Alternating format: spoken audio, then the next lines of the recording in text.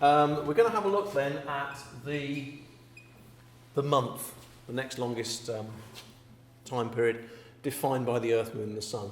Okay? The rotation of the Earth, 24 hours or 23 hours 56 minutes, determines the day, of whichever kind you want. The month, unsurprisingly, is defined by the moon. All right? In Old English it is the moonth, so the word month really does come from the word moon. Okay? Right, if I said to you, same thing as before, you've got a clock, you've got some sticks, some string, a cup of tea. I want you to go outside and time a month. I want you to start your clock and stop your clock. It's a big clock. And I want you to time a month.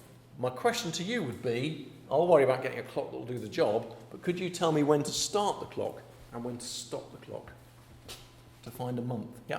Maybe the first appearance of the full moon and then the next time to do it. Yeah. We could go from full moon to full moon. All right, that would do. There are some other options here. New moon. Could be interesting. You could go new moon to new moon, I suppose. You could go quarter moon to quarter moon. Whatever you wanted, really. Okay. I think most people in the high street would agree that's going to be a month. Is the time it takes the moon to run through its cycle of phases. Because between full and full, you'd have all of them, wouldn't you? You'd have new and quarter and crescent and all that stuff. So the moon to run through its collection of phases. Okay. There's one definition of a month. Okay. Well, as we saw with the day, you could also just say, well, I'm not going to stand on the Earth. I've got my string and my clock. I'm going to zoom out in my spaceship to a great distance. I'm going to imagine that I am right out amongst the distant stars. I've got a super telescope. I'm watching the Earth, Moon and Sun system from afar.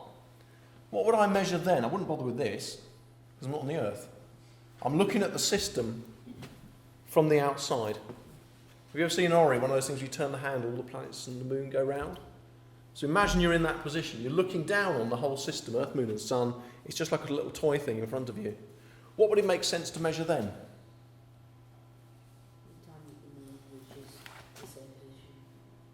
Yeah, so if you get the Earth and the moon, what would you want the moon to do?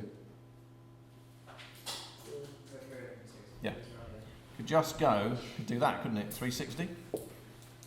Yeah? Now, these two are not the same, all right? Rather similar to, if you were thinking this sounds a bit like what we just did with the sidereal and the solar day, exactly the same thing happens with the month. There are 2 months. There is a sidereal month. Which of these two would be a sidereal month? Would be the second one, wouldn't it? All right. So this one is the sidereal. If you play your computer games, this is the God's eye view, where you just zoom out from the whole thing and you look down on whatever's going on as though you were like God or a distant star looking down. All right. That's what we mean. That's what needs to pop into your head when we use the word sidereal. Okay. And in fact, sidereal we still use today in English, actually. Have you ever thought about the word consider? What does consider mean? It means to consult, doesn't it? To think about in conjunction with the stars. To consider something used to mean consulting with the stars. If you were thinking of invading Lancashire, you would get your astrologer in, who could be someone like Nicholas Copernicus or Johannes Kepler. Those people made their money out of astrology in their time. And say to them, where's the planet Mars, the planet of war? Which star sign is it in next Tuesday? And they would say, well, sire, it's in such and such a Sagittarius, which is your star sign. So it means you will have a great victory, or not. And off you would go. All right? So sidereal looks a funny word, sidereal. But actually, think of the word consider. It means literally, in old times, it meant to consult with the stars. And if things weren't going badly, you might have a... Get it? No. Disaster means bad star. Yeah? A disaster happens when the stars are against you. Yeah? So the word consider and links to sidereal. Okay? This one's going to be a solar month, they call it in your specification. The proper word, again, good Scrabble word, Synodic. All right. Proper name is the Synodic month, but your syllabus calls it the solar month. Right, you can do the work now. Which one's going to be longer? The solar. Why? Because it'll have to rotate through to be. Yeah, it's got to be longer, isn't it? Sidereal is always the shorter one. All right. Will a sidereal month, here's the way of looking at it, if the moon does this, will that get you from full moon to full moon? No. The answer is absolutely not. Slightly not when you're talking about the day, but now this diagram is almost scalable. Here's the moon, goes round the Earth, does a 360, all right, so it starts off at the top there, goes round, does a 360, and on the great big curly arrow, look what that would do, it would take you all the way round to there, wouldn't it? Yeah? So probably the most useful thing is on this second position of the moon, think what a sidereal month looks like. A sidereal month is the plane 360, is going to be that, and that isn't full moon to full moon. Although this person's actually seeing, go back to the first one, what phase of the moon are they actually seeing?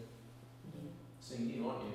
Can you see the lit up half of the moon? The sun's disappeared off up there, I'm afraid, the sun's here. Can you see this is actually new moon? The person here has got a new moon. The other half of the Earth, the other half of the moon is lit up, the back side of the moon is lit up, and you therefore see a black disc, allegedly.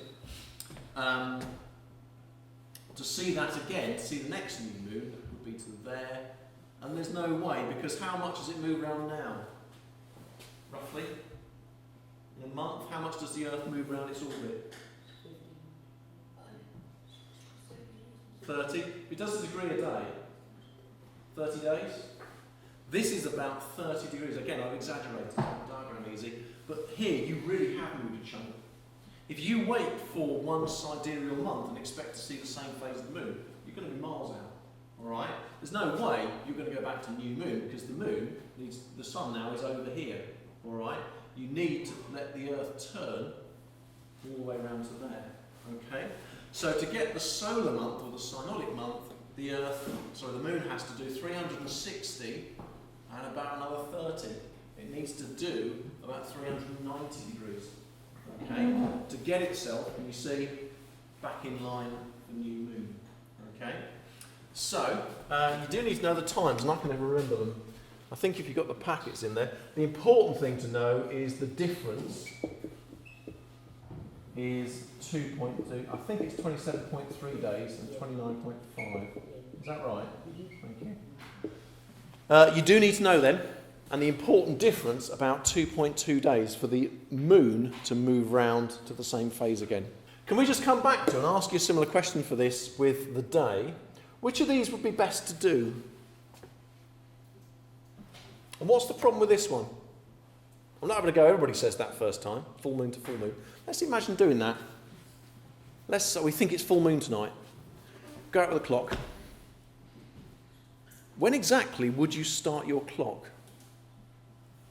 How accurately, to plus or minus how much time, do you think you can assess when the moon is full? I mean, I've had situations where people say, oh, look, the moon looks full tonight. I go, yeah, it does, doesn't it? And you look it up, and it's not. It's like 2 days before, but it looks full to me. Yeah? I would think so. Yeah, I absolutely agree, easily. Have you ever had that? People say, oh, look, that huge full moon, and actually it's not. It's full moon like 2 or 3 days later. So this wouldn't work well. Which would be the best one to do then? What they actually went for was the end of the new moon. At the end of the new moon, what will you see? You'll see a very, very faint glimmer on the edge of the moon. All right? And it was actually the end of the new moon, which people used to use in ancient times, because you can, if you're careful, predict this, not predict this, you can measure this to a very, very, very good accuracy indeed. Okay? Particularly if haven't got street lights around, stuff like that, you could literally just watch the new moon through the stars, and the instant you could see the slightest glimmer on the right-hand edge or the left-hand edge, then that was the end of the new moon.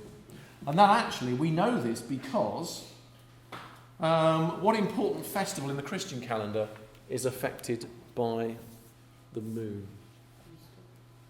We know it's Easter because it changes every year, doesn't it? Father Christmas apparently comes every 25th of December. All right? Easter, though, depends on the moon. Okay? And as you know, the phases of the moon aren't the same every year. So the Easter date, I think I'm right in saying it's the first Sunday after the first new moon after the 21st of March. So you wait till the 21st of March. After that, you wait for the next new moon. And then after that, you wait for the next Sunday. So can you work it out? You can actually, what's the earliest date of Easter? The rule is March 21st, after that the next new moon, after that the next Sunday. Basically it's the 23rd of March, isn't it? Imagine if the 22nd of March was a new moon on a Saturday. The 23rd would be Easter Sunday. Yeah? What's the latest Easter can be? Roughly. Imagine the worst case scenario. You go to the 21st of March and you've just missed a Sunday new moon. 5 days. It's going to have to be... which month have we got to wait for? So 29 and a bit, 30 odd days. So you'd have to wait 21st of March, 21st of April. So if you just missed a new moon on the 21st of March, you'd have to wait till basically the 21st of April effectively, wouldn't you? Imagine that was a Monday. You'd have to wait another week, wouldn't you? Yeah? So right at the end of April, basically. Christian festival of Easter can go from March 23rd to basically the end of April. Have you ever noticed your school holidays? The Easter term, sometimes it's there, sometimes it's there. Sometimes Easter Sunday's in the middle of your school holidays. Sometimes at the end, sometimes at that. Basically because Easter pings up and down the calendar from March 23rd up to the end of April and back again. Because the festival of Easter is based on a measurement of the moon, and for that reason it will be a measurement of the end of the new moon. I can't think of the names, but there are other festivals in other religions. If you look around other religions, look at their famous festivals, you will find a lot of them, particularly ones you can always tell they depend on the moon because their date changes. All right? Not the Christian Christmas, that's December the 25th, that's got nothing to do with the moon. But many other festivals in other religions, if their date varies during the year, you can bet your socks it's to do with the moon. And if you look into the detail on Wikipedia or something, you'll find that it's linked to probably the new moon because it's the only one. The end of the new moon is the only point you can measure accurately. Okay?